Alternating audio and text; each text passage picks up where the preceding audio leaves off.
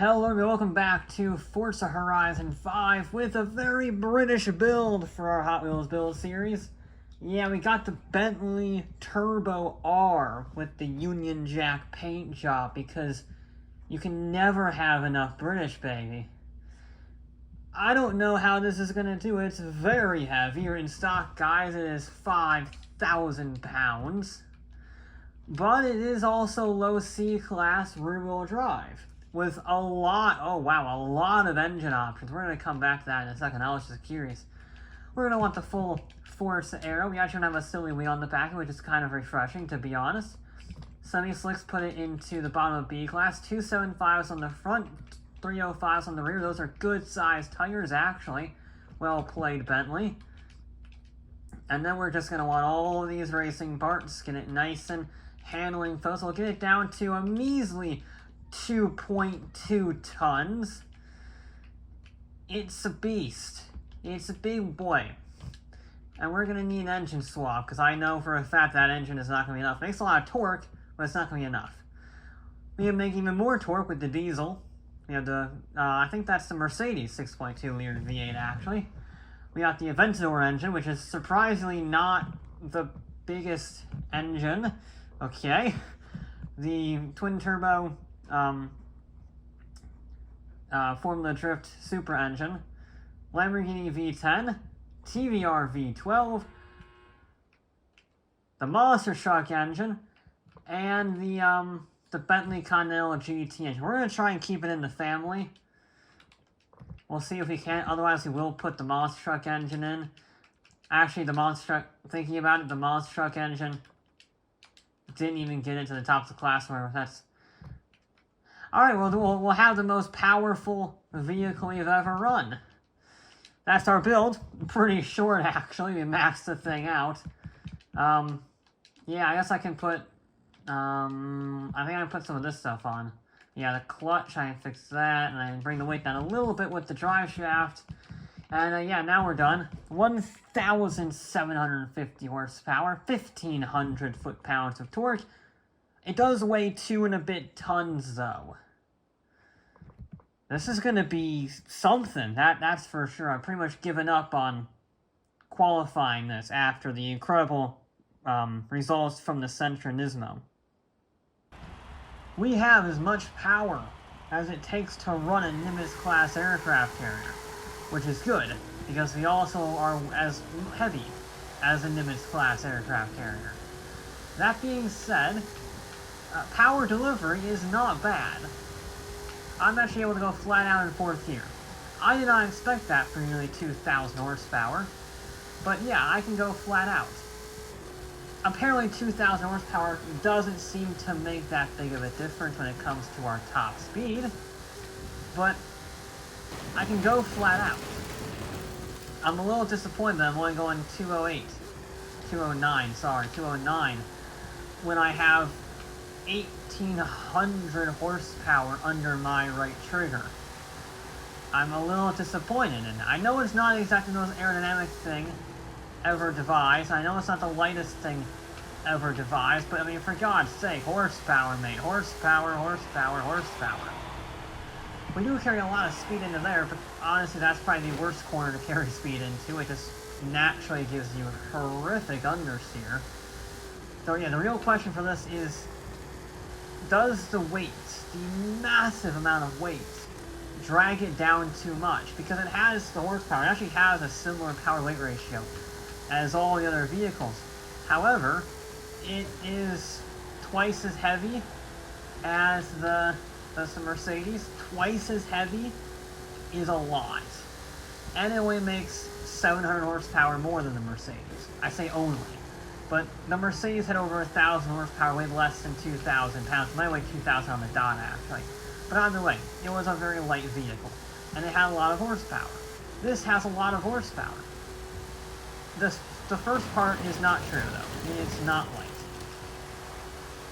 And truth be told, it's not even that fast. The Sentra has the same... It's actually slower than the Sentra. Well, this is a very surprising vehicle. I expected it to be a wheel-spinning death machine. It's not. Just like how I expected it to be fast in a straight line. It's not. but maybe it'll still be a decent car. You see, I'm following the build philosophy laid out by the Supra, by the E30, by the Mercedes. Lots of horsepower, rear-wheel drive, and they hold on for dear life. Apparently the Bentley does not fall into that classification because it's not quick. It's not quick. I was expecting a little better. I guess it's like a different version of the F-150. The F-150 was a pickup truck, but I think it's actually lighter than this, to be honest. And it had less horsepower. So, this might have a similar issue as the SVT Lightning did. I don't know, though. There's only one way to find out, and that's try and get the best lap time possible. Because truth be told, this doesn't handle awfully. It doesn't have crazy amounts of understeer. It doesn't have the same quarter speed as other vehicles, that is for sure. But again, it weighs more than a house. So it's not terrible, all things considered. And it's got okay straight line speed. I mean, it's hit 192 there, so brakes are actually pretty good again. I can get on the power nice and early. Here I'm flat out. Just a little hint of wheel spin there, as you saw. I do get traumatizing understeer on the way out, though. That's horrific understeer. Wow.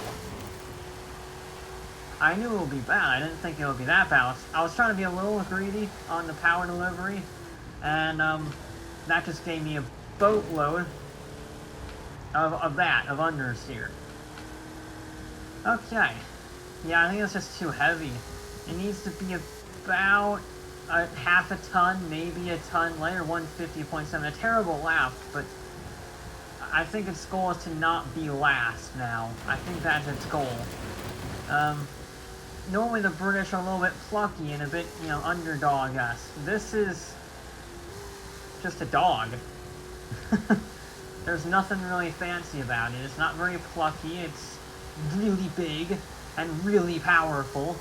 It's like the most American British car I've ever driven. And, funnily enough, that combination is bad for lap time. But okay, we're just gonna try to beat the Americans. Okay, that's the only goal. That's the only goal of any British person, is beat your brother. That's how you do it. So we need to be a 149, what is it, 7? 149.4. Okay. That's what the Lightning did at the very bottom of the table. If it can beat that, I guess that's a consolation prize.